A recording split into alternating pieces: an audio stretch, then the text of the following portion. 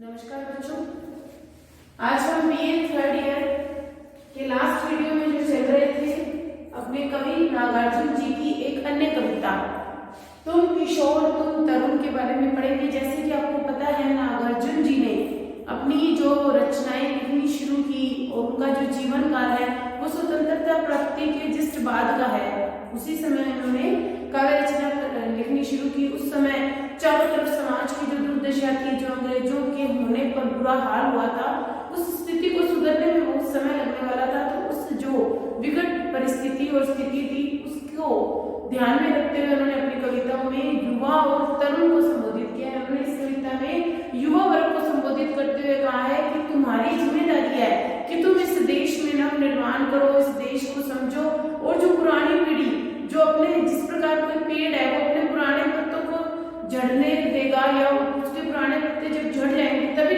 नवीन पत्तों को स्थान मिलेगा ना। यदि पुराने पत्ते जम कर बैठ जाए कि हमने नहीं छोड़नी ये जगह, तो उसके बाद क्या होगा, जो नए पत्ते उनको स्थान नहीं मिल पाएगा। तो ये पुरानी पीढ़ी जो है वो युवा वर्ग का स्वागत करना चाहती है। वो कहती है कि तुम आओ, तुम्हारे लिए हम पलके बिछाकर बैठे हैं और तुम किशोर हो, तुम युवा वर्ग हो, तुम्हारे अंदर शक्ति है, सामर्थ्य है। हम बुजुर्ग हो चुके हैं, हम पुरानी पीढ़ी है, हम तुम्हें केवल अपने विचार, अपने अनुभव तुम्हारे साथ क्या कर सकते हैं, साझे कर सकते हैं, जिससे कि तुम्हें आगे बढ़ने में, इस कठिन पथ पर आगे चलने में कभी भी कोई दिक्कत न आए। ये सभी परिस्थितियां जो तुम झेल रहे हो उससे हम भी उसी से गुजर चुके हैं। इन जो भी पुरानी पीढ़ी है वो हम इन युवावस्था से निकल चुकी है, तो उसको बहुत अनुभव है कि युवावस्था में कैसी स्थितियों का सामना करना पड़ता है, कैसी विकट परिस्थितियां उनके सामने आती है और उनसे कैसे उनको सुलझाया जा सकता है, उनको दूर किया जा सकता है उन समस्याओं को, कि वो समस्याएं हमारे रास्ते का कांटा बने ही ना। तो ये तुम किशोर तुम तरुण, इस कविता के माध्यम से कवि ने जो युवा वर्ग है उसको एक नई मिसाल लेकर आगे बढ़कर, जो संसार में चारों तरफ, पूरे भारत में चारों तरफ जो अपने अंधेरा, अज्ञानता, जो किंकृत्य विमूढ़ता, जो भी ऐसी परिस्थितियां, विकट परिस्थितियां आ रही हैं, जो ऐसी समस्याएं आ रही हैं, उन्हें दूर करने का आह्वान किया है। तो आज हम नागार्जुन जी की तुम किशोर तुम तरुण कविता के बारे में पढ़ेंगे। तुम किशोर तुम तरुण, तुम्हारी राह रोक कर अनजाने यदि खड़े हुए हम, कितना ही गुस्सा आए पर मत होना नाराज। पहले कितना करेंगे कि नागार्जुन जी कह रहे हैं कि तुम किशोर हो, तुम युवा अवस्था में हो। युवा अवस्था को कई नामों से पुकारा जाता है कि अनेक उथल पुथल की अवस्था युवा अवस्था को कहा जाता है। किशोर अवस्था से युवा अवस्था की ओर बढ़ने की उम्र को भी यही कहा जाता है। तरुण भी क्या होता है, युवा। तो युवा वर्ग को संबोधित किया गया कि तुम किशोर हो, तुम युवा हो, तुम्हारी राह रोक कर अनजाने यदि खड़े हुए हो। अब वो किशोरों को कह रहे हैं, युवाओं को कह रहे हैं नागार्जुन जी, यदि तुम्हारे रास्ते को, राह क्या होता है, रास्ता, तुम्हारे रास्ते को यदि हम अनजाने में बिना जाने रोक कर खड़े हो गए, तो चाहे तुम्हें कितने गुस्से, यदि हम कहीं जा रहे हैं, हमारे रास्ते में कोई आकर खड़ा हो जाए, हमें आगे न बढ़ने दे, तो हमें गुस्सा आएगा, ये स्वाभाविक है गुस्सा आना। तो वो कह रहे हैं अनजाने में यदि हम तुम्हारी राह में खड़े हो जाए तो तुम्हें कितना ही गुस्सा आए, पर हमसे नाराज मत होना, हमसे उदास मत होना, हमसे गुस्सा मत होना। क्यों? क्योंकि हम किस लिए खड़े हुए हैं, वो तुम्हारा रास्ता दिखाने के लिए खड़े हुए हैं। तो विनती कर रही है, कौन सी, ये अपने पुरानी पीढ़ी कर रही है विनती, पुरानी पीढ़ी। और खड़ा कौन होगा, ये पुरानी पीढ़ी ही खड़ी होगी, ठीक है ना। पुरानी पीढ़ी क्या करेगी, इसमें बताया गया है कि तुम किशोर हो, तुम युवा हो और तुम्हारे रास्ते को रोककर अनजाने में यदि हम खड़े हो भी जाएं तो तुम्हें चाहे कितना ही गुस्सा आए, कितना ही क्रोध आए, कितना ही तुम हमारे ऊपर नाराज हो, तो तुम हम पर नाराज मत होना, हम पर क्रोधित मत होना। वह संधि के कितने ही क्षण हमने भी तो इसी तरह फेन क्षोभों के बीच गुजारे, कान लगाकर सुनो कहीं से आती है आवाज। आगे कवि कह रहे हैं ये व्यय संधि कौन सी होती है, व्यय संधि है इसमें किशोर व युवा अवस्था की, युवावस्था के बीच का समय, ठीक है ना। किशोर और युवावस्था के जो बीच का, किशोर और तरुण के जो बीच का समय होता है ना, उसको कहा जाता है व्यय संधि। ये क्या कहलाती है? व्यय संधि। कि जब हम पूरे समझदार भी नहीं है और हम बिल्कुल नासमझ भी नहीं है, तो ऐसी व्यय संधि जब तुम न तो किशोर हो न तुम युवा हो, तो ऐसे अंतर बिंदु होते हैं ना, ये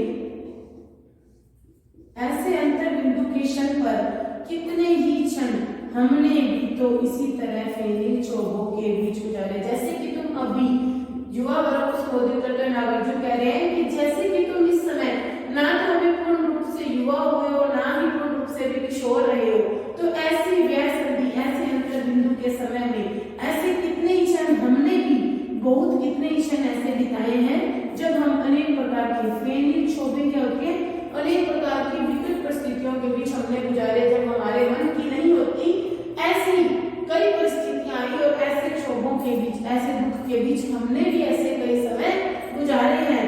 कान लगाकर सुनो हे युवा पीढ़ी, तुम कान लगाकर सुनो, कहीं से आवाज आ रही है। आवाज मतलब तुम्हें आगे बढ़ने का संदेश देने वाली पुरानी पीढ़ी की आवाज आ रही है।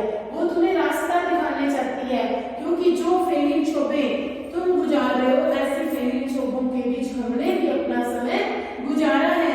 तुम कान लगाकर सुनो, कहीं से आवाज आ रही है। ये आवाज किसकी है? ये आवाज हमारी है।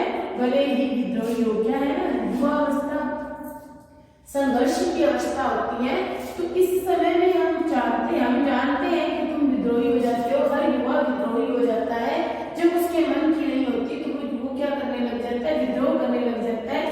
सहनशील होती है, लेकिन अगली पीढ़ी, जो पुरानी पीढ़ी है, अगली पीढ़ी है, किसको कहा गया है?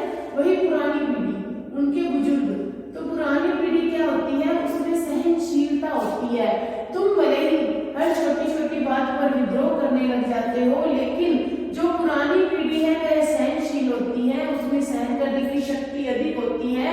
पर अपने प्रति सहिष्णुता की भीख न हम मांगेंगे तुमसे, लेकिन तुम हमारे प्रति चाहे सहिष्णु होता है, सहिष्णु बनो या न बनो, तुम हमारे प्रति अर्थात पुरानी पीढ़ी के प्रति युवा वर्ग सहिष्णु बने या न बने, लेकिन हम तुमसे इसकी भीख नहीं मांगेंगे, इसकी याचना नहीं करेंगे कि तुम हमारे प्रति उदारता रखो, हमारे प्रति सहिष्णुता रखो। हम इस प्रकार की कोई याचना तुमसे नहीं करेंगे। मीमांसा का सप्त तिक्त वह जाग, अजी हम खुशी खुशी पी लेंगे। और यदि तुम अपने रास्ते पर बढ़ते हुए हमारा कभी क्या कर दोगे? अपमान कर दोगे या कुछ ऐसा कह दोगे जो कि हमें अच्छा नहीं लगेगा, तो भी हम उस जाग को, उस दुख के जाग को हम क्या कर लेंगे? पी लेंगे। खुशी खुशी तुम्हें स्वीकार करेंगे और तुम्हें आगे बढ़ने का मौका देंगे। क्रोध क्षोभ के अवसर चाहे आ भी जाए, किंतु द्वेष से दूर रहेंगे।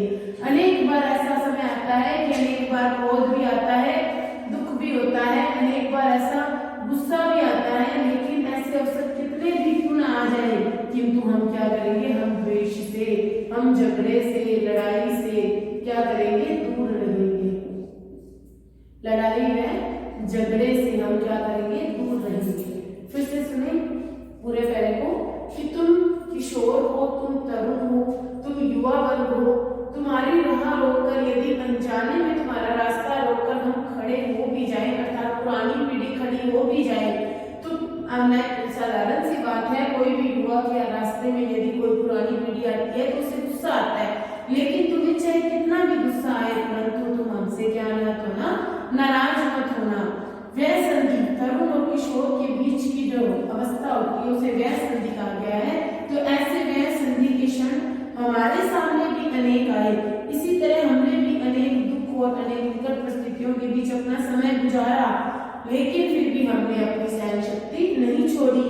कान लगाकर सुनो, कहीं से आती है आवाज, तुम ध्यान लगाकर सुनोगे तो हे युवा वर्ग, तुम्हें रास्ता दिखाने के लिए आवाज आ रही है कि आओ आओ, ऐसी आवाज आ रही है। किस कौन की आवाज लगा रहा है? ये पुरानी पीढ़ी लगा रही है, भले ही विद्रोही हो।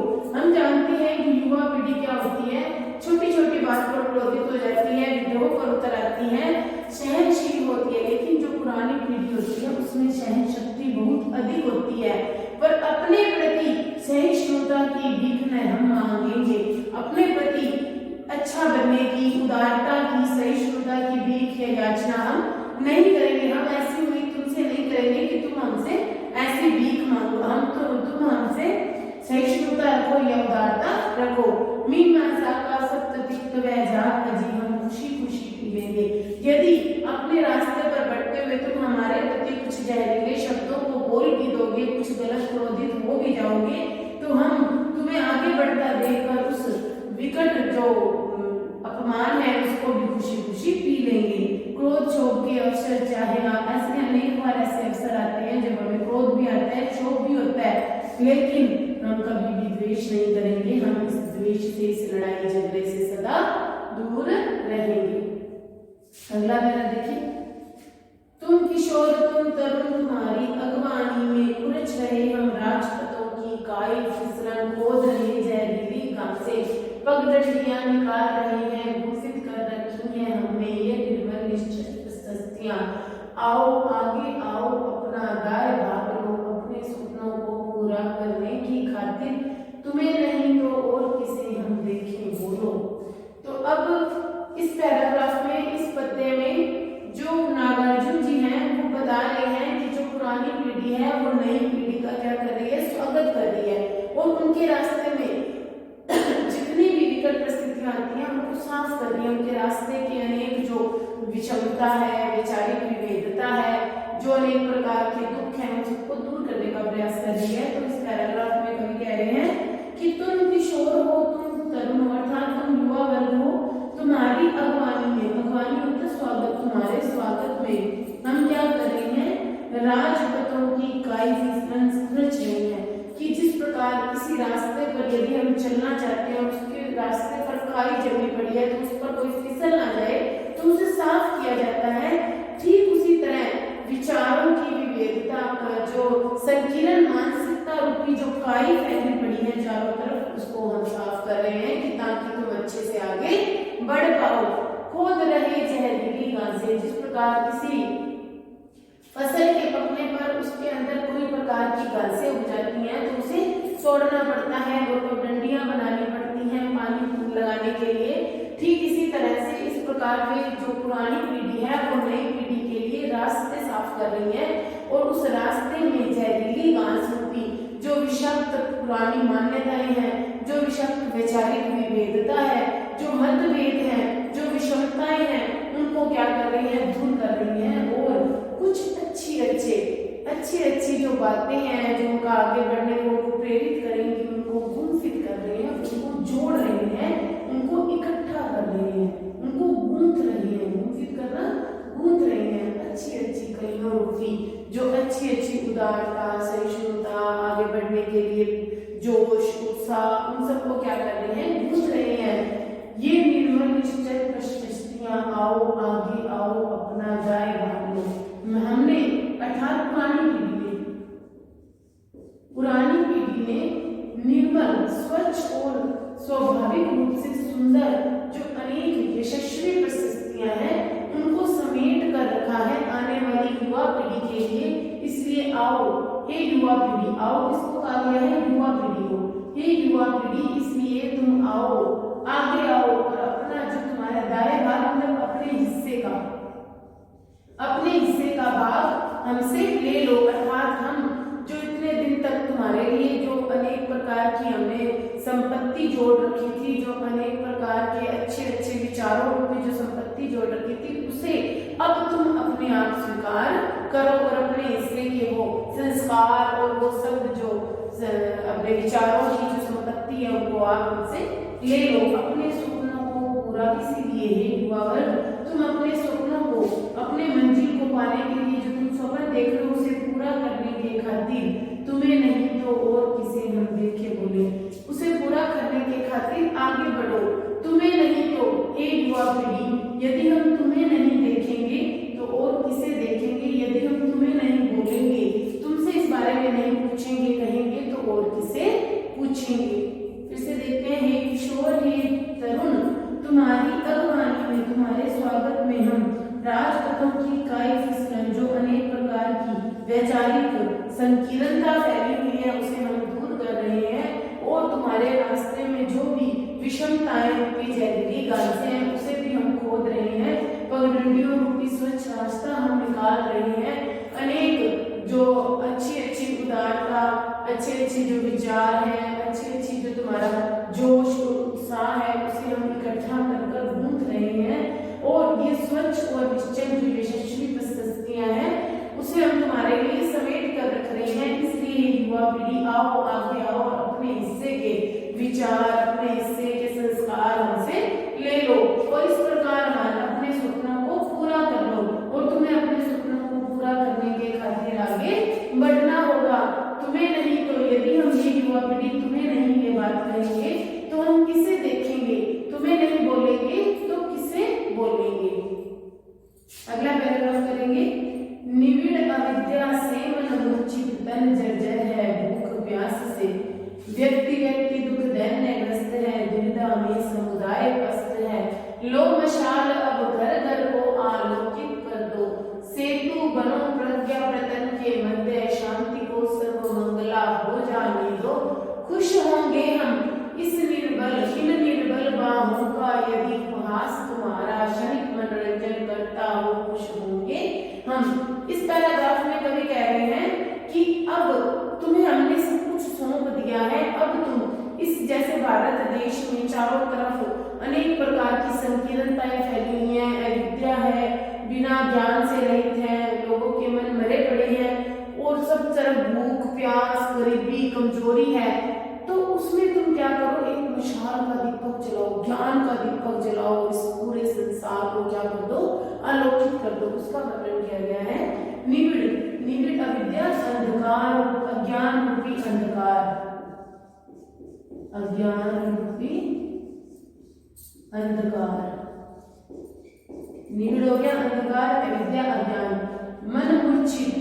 जब भारत स्वतंत्र हुआ तो उस समय भारत में अज्ञानता रूपी अंधकार था, और सभी के मन क्या हो चुके थे? मूर्छित हो गए थे। उसमें जोश उत्साह और आगे बढ़ने की जो भूख थी वो समाप्त हो चुकी थी, क्योंकि उस समय जो भारत का प्रत्येक साधारण मनुष्य था उसका शरीर जर्जर हो चुका था, क्योंकि अंग्रेजों के समय में उसे कुछ भी खाना नहीं मिलता था पर्याप्त मात्रा में, तो कमजोर हो चुके थे। भूख और प्यास चारों तरफ फैली रहती थी, तो भूख और प्यास से जो गरीब वर्ग है उसका शरीर जर्जर हो चुका है, कमजोर हो चुका है, और प्रत्येक व्यक्ति भारत देश का हर एक व्यक्ति दुख और गरीबी से ग्रस्त हो चुका है। दैन्य क्या होता है? गरीबी, दुख और गरीबी से क्या हो चुका है? युक्त हो चुका है। दुविधा से समुदाय अनेक प्रकार की समस्याओं से, दुविधा क्या होती है? समस्याएं, अनेक प्रकार की समस्याओं से जो सारा समुदाय है वो क्या हो चुका है? पस्त हो चुका है, उसके अंदर डूब चुका है। लो मशाल, अब क्या कह रहे हैं नागार्जुन जी और वो पुरानी पीढ़ी कह रही है कि हे युवा वर्ग, तू क्या कर, अब एक ज्ञान की मशाल ले ले, और अब हर घर को क्या कर दे? ज्ञान से प्रकाशित कर दे। ज्ञान से आलोकित क्या होता है? प्रकाशित कर दे। फिर से ध्यान से सुनेंगे कि चारों तरफ क्या है? अंधकार रूपी अज्ञान फैला हुआ है, सबके मन मूर्छित हो चुके हैं, और व्यक्ति भूख और प्यास से उनका शरीर जर्जर हो चुका है। प्रत्येक भारत देश का व्यक्ति दुखी और गरीब है, और चारों तरफ समस्याओं से सारा समुदाय घिरा हुआ है। ऐसे समय में ही युवा वर्ग तू एक मशाल ले, ज्ञान के प्रकाश की, ज्ञान रूपी मशाल लेकर, और सारे जो देश है उसको क्या कर दे? प्रत्येक घर को क्या कर दे? प्रकाशित कर दे। और तू बांध बन जा, से तू क्या होता है? बांध, किसके बीच? ज्ञान और प्रयत्न के बीच तू क्या बन जा? एक बांध के रूप में कर, कहीं तो तुम ज्ञान बांट और कहीं कोशिश करके उन्हें क्या कर? आगे बढ़ने को प्रेरित कर। इन दोनों के मध्य तू क्या बन जाए? बांध की तरह आ जा। शांति को सर्व मंगला हो जाने दो, चारों तरफ भारत देश में शांति क्या हो? सर्व कल्याणकारी हो, चारों तरफ शांति और कल्याण फैल जाए। खुश होंगे तब हम बहुत अधिक खुश होंगे। इन निर्बल बाहों का यदि हमारी कमजोर बाहें अर्थात हमारे कमजोर जो इरादे हैं, यदि बाहों का यदि उपहास, उन बाहों से यदि तुम कोई मजाक बनाओ, और उस उपहास से यदि थोड़ी देर के लिए भी तुम्हारा मनोरंजन होता है, तो भी हम खुश होंगे, अर्थात हमारे द्वारा जो संस्कार, जो विचार, जो अच्छी अच्छी उदारता, सहिष्णुता तुम्हें सौंपी गई है, उससे यदि तुम्हें कहीं खुशी हो या मजाक बनाओ तुम उसका, और उस मजाक को बनाने के बाद यदि तुम्हें थोड़े पल की, कुछ क्षणों की भी खुशी मिलती है, तुम्हारा मनोरंजन होता है, तो हम बहुत अधिक खुश होंगे। मतलब युवा पीढ़ी को आगे कवि ये कहना चाह रहे हैं नागार्जुन जी कि युवा पीढ़ी यदि तुम अपने सारे कार्यभारों को, अपने उत्तरदायित्व को संभाल लोगे और बाद में यदि तुम हमारा उपहास भी उड़ाओगे, हमारी मजाक भी बनाओगे और हमारी मजाक बनाने के बाद तुम्हारा थोड़ा सा भी मनोरंजन होगा, तो हम जो पुरानी पीढ़ी है वो बहुत अधिक खुश होंगे। तो तरुण तुम किशोर तुम तरुण कविता इतनी ही है जो आज हमने पढ़ी, जिसमें युवा वर्ग को संबोधित किया गया है। आज की वीडियो इतनी ही। Thank you.